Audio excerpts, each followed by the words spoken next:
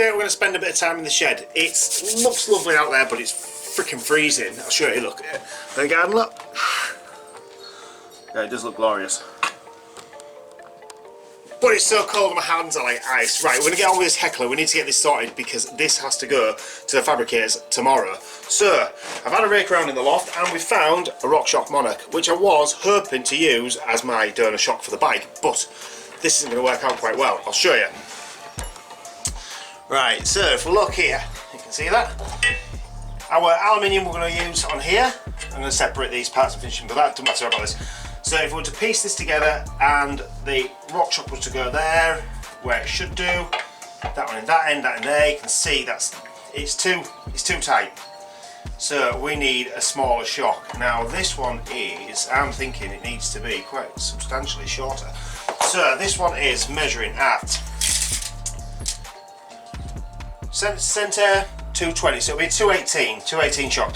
So I need to be looking for a shock that's going to be operating around 180, maybe about 180. So I think you can get a 185 or 187. You might even get a 183 or 181 or something like that. But that's all we need. We need something in there about that length. So we know this one's not going to be any good for the job, but it doesn't stop us doing what we're going to do. So we know we have to do a quick research, see what shockers we can get and what exact size, because I need to know this measurement across here, because this is the space that I'm going to have to create my jig to sit in to hold this in place so the fabricators don't weld it in the wrong place and this stays in the right place relative to one on the opposite side. So we're going to create this from what we know of a length from this. So research time, we're going to do that, then we'll have a look at making this jig. So scrolling around on eBay, we can see the RockShox, let's say the Monarch. They come in 165mm, which will be perfect for this. I think if we want 175, we might be pushing the swinging arm a bit too close to the frame, and we'll get that clunk if we bottomed out too much on the rebound. So I think we'll go with the 165. There's loads of options, and they're around 150, 200 quid. But one thing I've noticed when I put in mountain bike rear shocks, not RockShox, there is absolutely loads of cheap Chinese copies out there now. Now these things are running at a ridiculously low price. You're talking like 44 quid up to 65 quid depending on how long you want. 50 quid, is it worth a gamble? I don't know.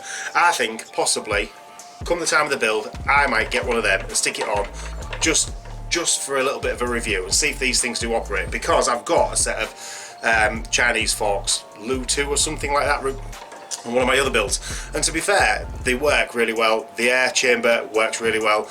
You can pump them up rock solid just to test how much it would take before without damaging, and they hold pressure perfectly. No rebound function on that particular model that I bought though, although later ones have. And I think for 100 quid brand new in a box, you can't go wrong with that. Anyway, so we might look at a Chinese one for this, and just to give it a demo, and we can write a review on it I suppose. But you know, 165 is the optimum length that we need, the shocker length. So that's what we're going to set our jig to. So now we need to get the tools out and the welder out and make a jig.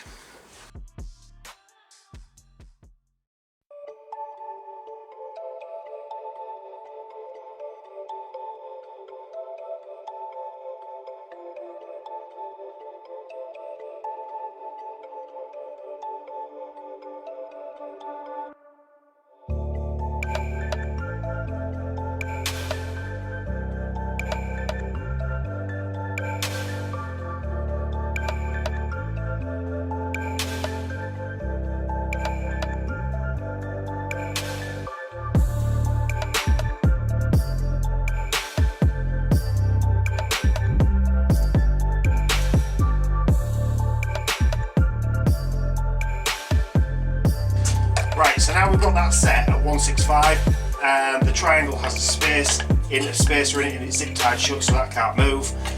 This 185 then falls kind of wrong. It needs to go about another 15mm forwards, so I would say maybe 15, maybe 20mm. So that 165, 167 we've got at the moment is too short, so we need to be looking at about a 185 really. So I need to cut this spacer and make it longer by 20mm and push this onto the right place, and we'll look for a 185 shocker. But that's the only thing we'll have to do is just work out the space between these. I'm pretty sure it's like a universal spacing. We which represents the distance needed to slot this in place when it's got its bushes at either side. So that's it for that job.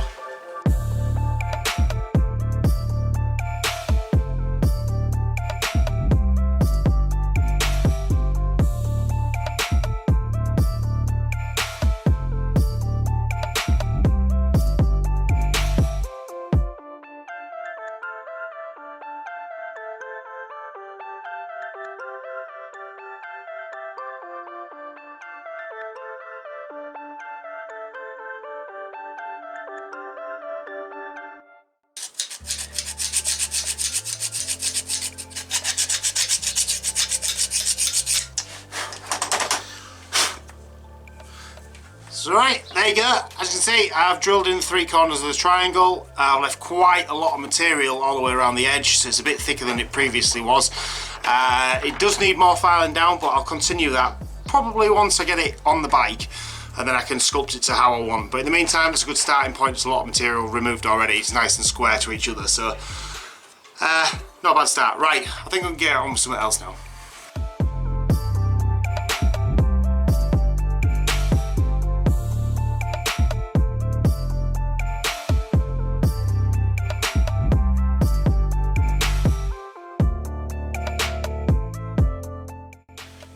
Right guys, we're back in the utility room. I have to sit this direction because the light is literally beaming in, and if I put the camera in any other point, it fades you guys out so you won't see it.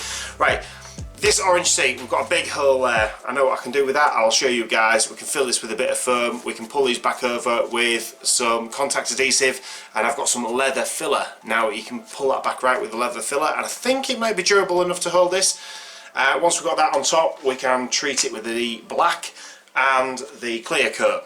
Now, black and clear coat, let's have a go. Right, I've been to the boys' department store and they were out of stock of this, and they aren't going to get it back again because it wasn't a very big seller. So I need to make some because I'm too impatient to wait to buy some from eBay. So I've got a massive bottle of clear coat. Now this stuff goes on top of leather once you've treated it and dyed it, and this gives it its seal and glaze.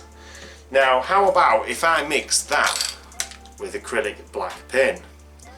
Now I've never done this before, and it'll be a bit of an eye opener to see whether it works, but what I'm going to do is I propose to decant some into the cap, sled cap, and mix it with some of the acrylic, and hopefully apply it with a sponge or a cloth onto the seat. It'll soak into the leather, it'll go off, and then once that's gone off we can give it a second coat of just the top clear coat on its own. So let's see how it gets on. So firstly, that'll do for that. What the? Right, a tiny bit. We need a little bit.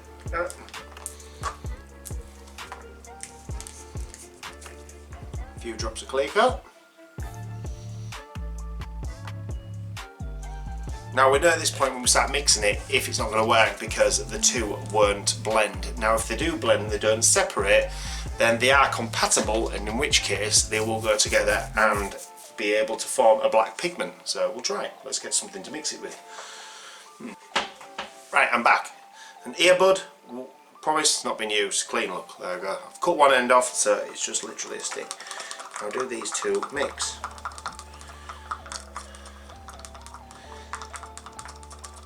You know what, I think they do. Smell a bit weird, smell a bit funky, but I think the two are compatible. They are compatible. I don't know if you'll be able to see that in there, it's a bit black, but no going back from this, is there? Right, I'll show you guys. This could go horribly wrong. But we don't know yet, do we, until we try.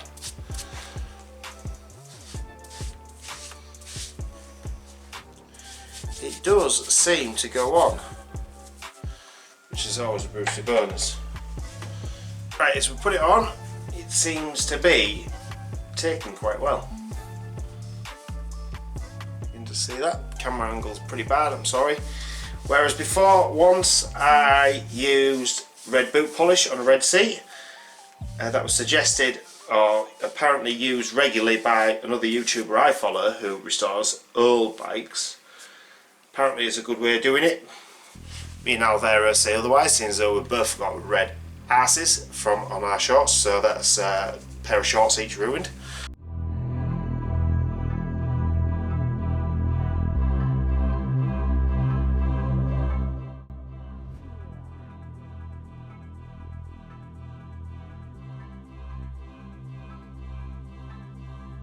On for the next part of the day. The seat's nicely drying. I've got a set of Raceline Maguras here. Nice, I bought them from eBay, but the guy sold them as a full set. Little did he tell me that he'd actually cut the pipe work. So all 4 parts are separate. Fat lot of use that is, unless you reconnect them and re-bleed them. As it goes, I've got a long front hose on the front brake on the Trek. So I've been dying to take that off for ages and put a shorter one on. So I'm going to take the long one off to run on the Maguras, put one of these short cropped ones onto the Trek and use that on the Maguras instead, and try and re-bleed it up, and then give the kit, the bleed kit, which I've got here, back to my good friend Nick, because I borrowed it about 2 months ago and not got around to doing this, so I need to get my finger out and do it. So I'm going to do this outside in case oil goes all over, so I'm going to mute this one and put some music on so there won't be any audio for you guys. I don't know if that's a good thing or bad thing, but it's pretty windy out there, so let's go with that.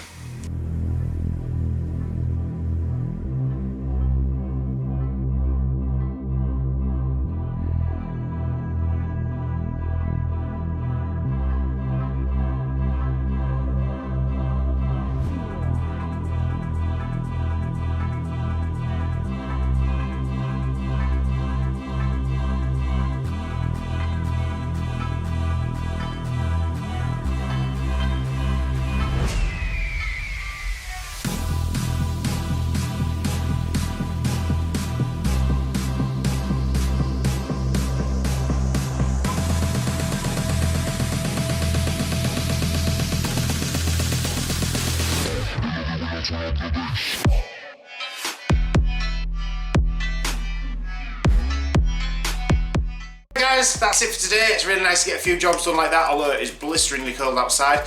Can't wait to get them race lines on the Martin Hawes tribute bike. And I also need to take that kit back to Nick's house. I'm so grateful he let me. In the meantime, bank holiday of all days, the postman's been, well, not the postman, but my Hermes has been. So they brought me a DCD in silver, which is good because that's going to go into red for the Scott Domit bike, and an STX RC front neck also for the Scott Domit bike. The one I did have intended for it was a slightly larger all there, and I was going to use like a pack or a shim, but this is the actual one, so that's nice. So in the meantime, if you like this video, give it a big fat thumbs up. If you like this video and the other videos that I do, hit that little subscribe button. Also click that little bell. All support is greatly appreciated. In the meantime, I'm going to get on with what I'm supposed to be doing, which is uploading this for you guys. In the meantime, you go get on with what you're supposed to be doing. So until tomorrow, see you later guys. Thank you very much for watching. I am on a whole nother level.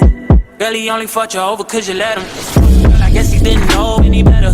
Girl, that man didn't show me ever. Do all I can just to show you you're special. Certain it's your love that holds me.